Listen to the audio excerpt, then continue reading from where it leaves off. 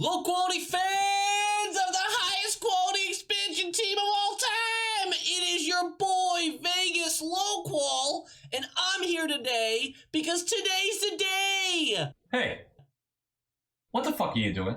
Well, I just thought because it's expansion day that maybe I could do the episode. And why did you think that? Because I'm the fun new expansion team. I'm gonna try to say this as nicely as possible. Okay. No one likes you. You're a has-been. All you do is make a big spectacle of everything, sign big free agents, and then choke in the playoffs. You're a one-trick pony. You're old news. You're the old toy. No one wants you here anymore. That wasn't very nice. And your sweater sucks. Your sweater sucks. Low quality fans of a high quality Bruins team, that is a dub. Today's the day. It's expansion draft day, baby. I meant to get an episode out yesterday, but my power went boop. So we're doing it today. It's going to come out a few hours before the expansion draft. I'm excited. And I'm excited because we have such a fun opportunity to be the team that doesn't really care that much, right? Like, this is fun that we get to watch other teams lose real big players. And we are going to lose guys that we're going to be upset about. We're going to be bummed. But we could have it a lot worse. So, our protected list ends up being, boop, exactly as expected. There are some that went out thinking that DeBrusk was going to be exposed rather than Richie. Not the case. I'm not giving myself a pat on the back for that because, again, I was in a very similar camp as most of the people predicting what our protection list would be. We had one of the easiest times choosing who we were going to protect. And those of you who think it's a mistake to protect DeBrusk over Richie, DeBrusk still holds more value right now. He really does. Before we get too far into this, I do have one announcement. I am now a permanent co-host of the Short Shift podcast. I'm going to continue to link them below. They liked the cut of my jib, so I'm going to stick it out with them, and we're going to have a lot of fun. We just dropped another episode on Monday. Go check it out. Tuesday? Monday? Tuesday. Yesterday. We dropped it yesterday. Go check it out. Link below. So the notable exposures are Lauzon, Clifton, Richie, and Zaboral. Now there is one more person that I keep seeing brought up on Twitter, and I don't get it. Curtis Lazar. If they choose Lazar, I'm pumped. And not because I don't like him. I think he really did transform our fourth line. And there are people who say, yeah, well, you don't care about the fourth line till you don't have one. Here's the thing. We're weighing value right now. Lauzon is worth more to us than Lazar. Because our defensive corpse is just eradicated right now. We have three guys we really like. We have a UFA that we're trying to re-sign. I should name these guys. We have Carlo, Grizz, and McAvoy, who we really like. Riley, who we're trying to re-sign. And then Lauzon, Clifton, Zaboral. We got to fill in some gaps in free agency. I'm not worried about losing Lazar. He's a fourth liner. I like him, but we can replace that for not a lot. In all likelihood, Lauzon or Clifton, I'm seeing a lot of Clifton talk as well, are going. I'm not worried about losing Lazar. I'd be very happy if that was their pick. Outside of the Lazar thing that baffles my mind, I'm hearing three other things. Why didn't we protect Sway, Hall, Krejci, whatever? Guys, I'm not going to rag on you for not knowing this stuff because that's why you listen to this channel or why you ask the questions in the first place. All level of fans out there, you don't have to be constantly on top of everything to be a hockey fan. Those guys are exempt and free agents. So Swayman is exempt because he's so young. He's still in his entry-level contract. You're not allowed to take a guy in his first 3 years in the league. And then on the other side of things, you've got Krejci, who's a UFA, and Hall, who's a UFA. Now, both of them, you would hope that a handshake deal has been done because we couldn't afford to protect them and expose one of our other guys. There is a risk with that. Hall having to talk to Seattle during that time period, the past couple days before the draft. Hey, we could give you more money. We might be able to give you more term, whatever it might be.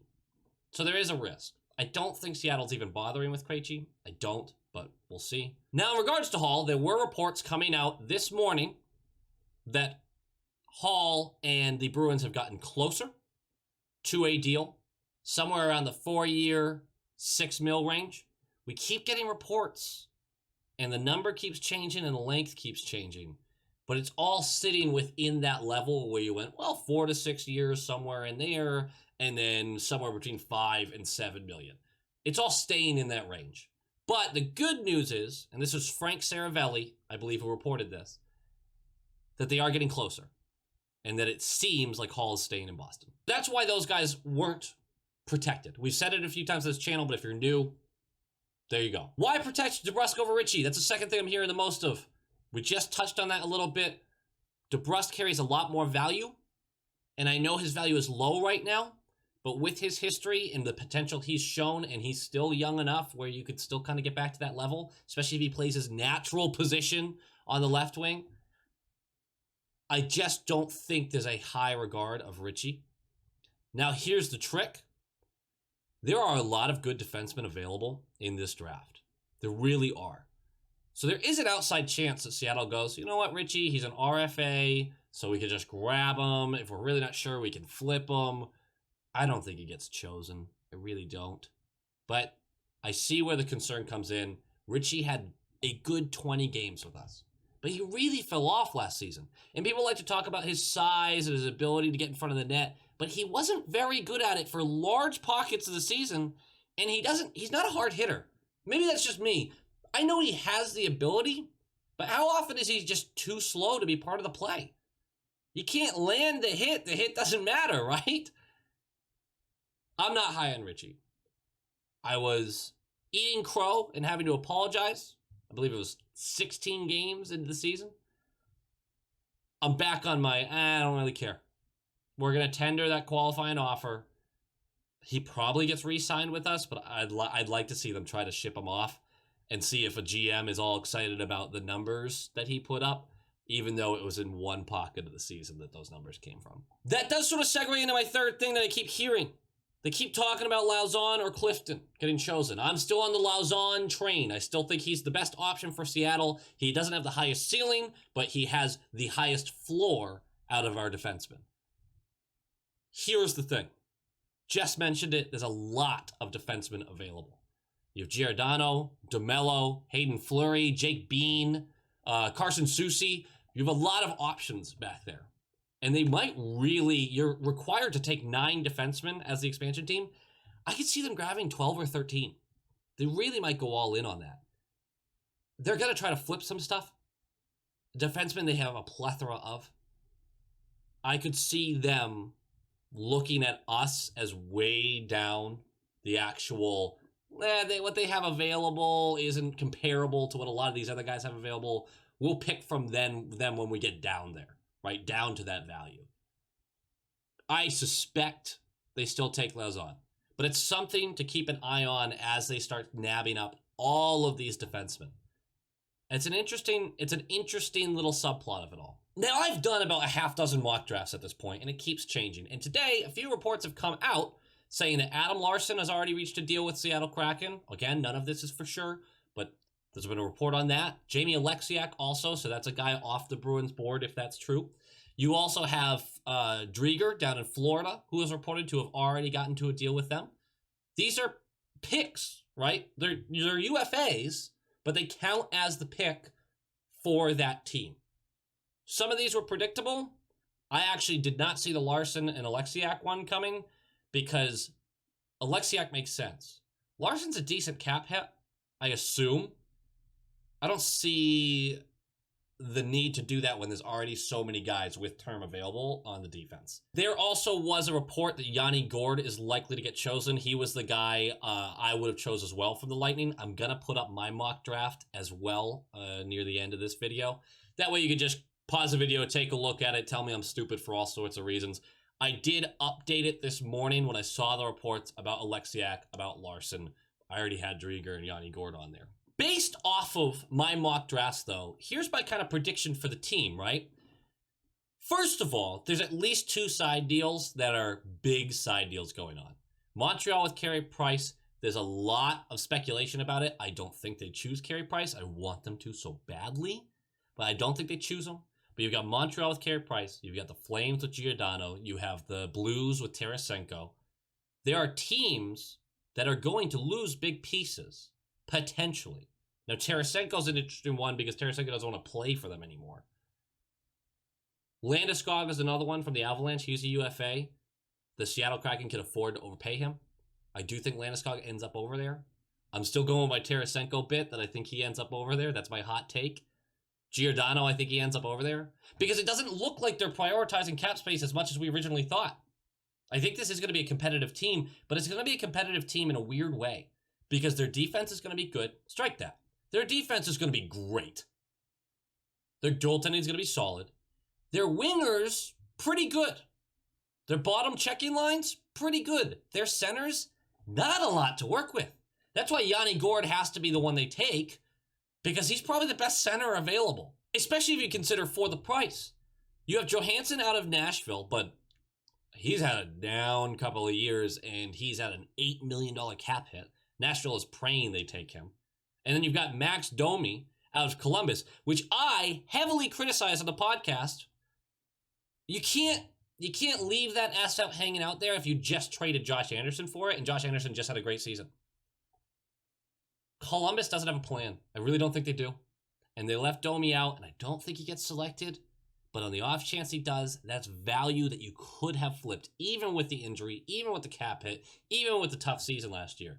That's value you could have flipped. They need to blow it up, man. They really do. So let's take a quick look at my draft. I've got Tarasenko, Gourde, and Landeskog as your top three. And that's a solid, not so much in the center. I think Gourde's a better second line center. But that's a solid top line to start with. I think that'll be an impressive, fast-moving, especially if Tarasenko's healthy, elite scorers, ready to go. Now, you did see I grabbed a lot of centers because I'd rather push guys out to the wings than not have enough centers in case of injuries. But Chris Tierney is probably your second liner. He's going to bump up in duties. Obviously, Ottawa, that was a tough situation over there. I like his game, though. He looked good at times. I think he's going to be a solid second-line center for them. Probably not your higher end in the league, but he'll get some jobs done.